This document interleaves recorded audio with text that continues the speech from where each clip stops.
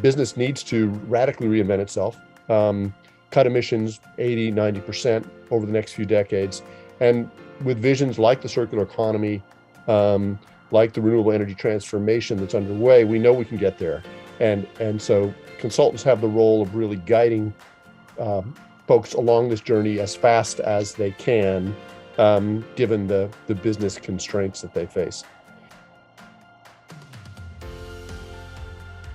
One of the things I really like about consulting is that flexibility, and that there's a space to be a generalist. In a world where being a specialist is often prized, maybe even overprized, being someone who really understands the whole system, can quickly get up to speed about a variety of different topics, or at least present that from the outside. That diversity of experience ends up making you a more interesting person, a more valuable colleague, and someone who can see problems from different angles. And that's ultimately what consulting is really about: conceptualizing and framing problems and bringing the right resources to the table and giving really good advice.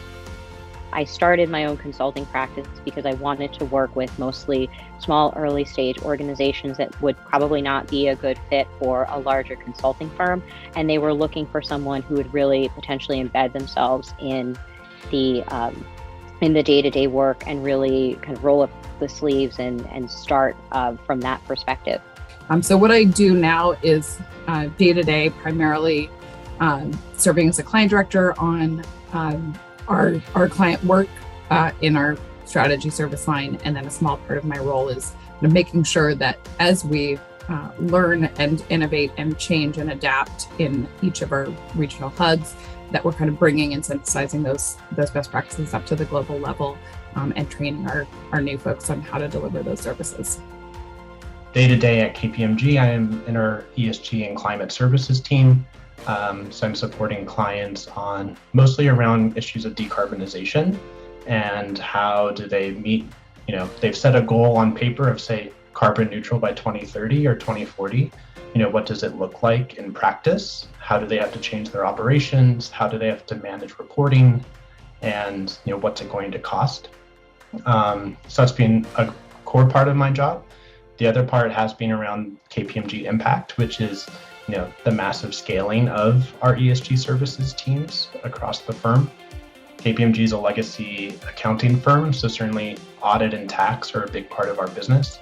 And there's the ESG components of those services as well. And so training, managing internal investments to build out trainings, methodology, tools, working with technologies companies like Salesforce and others on where can we go to market together to develop solutions we think the market needs to meet the ESG challenges out there.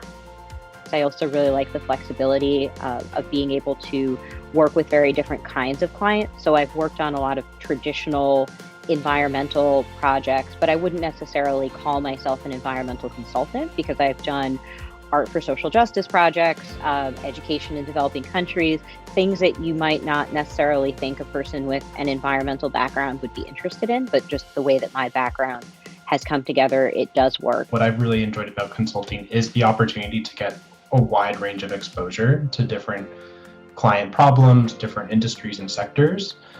And so consulting offered an opportunity to, really learn, get access and learn about how do utilities work as a business, or how do consumer retailers work on a large scale, and that's just been really valuable. Just learning over the my last 3.5 years at KPMG, and what has kept me sort of wanting to stay in consulting a bit longer. I think that internal roles, even as sustainability departments are growing, and they're not so often departments of one, although they still are in some very large companies, I think it can be a really lonely role. And I love that, I go in and have interaction with my clients where often I'm the only person that they get to talk to all day about their sustainability work. And they really rely on me and my team for a lot of the kind of support and coaching that they might need, or the kind of extension of their team that they don't have internally. But then I get to go back to a really great team and problem solve with them, and learn from them and think about how to kind of develop their skills and their career paths And that's something that I really enjoy personally.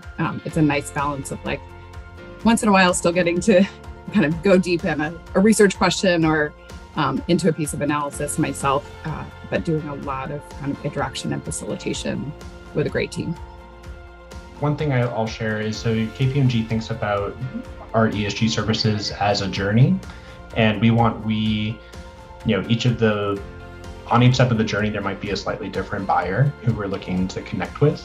And so some of the work I do falls into like our assess phase, which is, materiality assessments, gap assessments, target setting, followed by design, where we're looking at goal setting, how are you thinking about your disclosures and your reporting, and then operationalize. And that's where we might bring in all of our different service offerings, such as tax, or if you're looking to issue a green bond, or, just thinking through, how do I make all my light bulbs in my stores LED, or how do I, get a solar array built?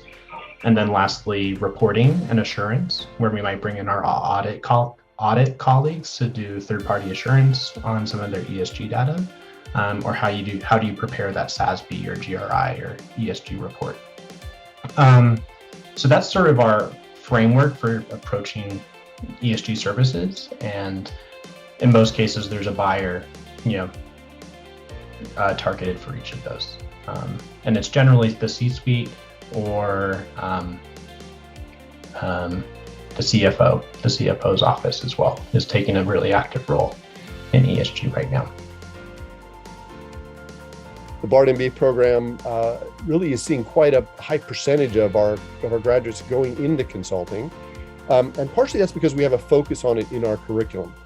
We're the only MBA program in the world that I'm aware of that offers and in fact requires a year-long course in sustainability consulting called New York City Lab, where students work for 9 months with a client, a real-world business client, ranging from companies like Unilever, JetBlue, Siemens Wind, to small startups, to nonprofit organizations, helping them with sustainability challenges. And that's a fabulous foundation, sort of gaining experience. I think that's going to be something we're going to be talking about today. And in our MBA program, we support students to develop a consulting resume while they are students. And I think that's really foundational to sort of at least one avenue towards establishing a career in the space.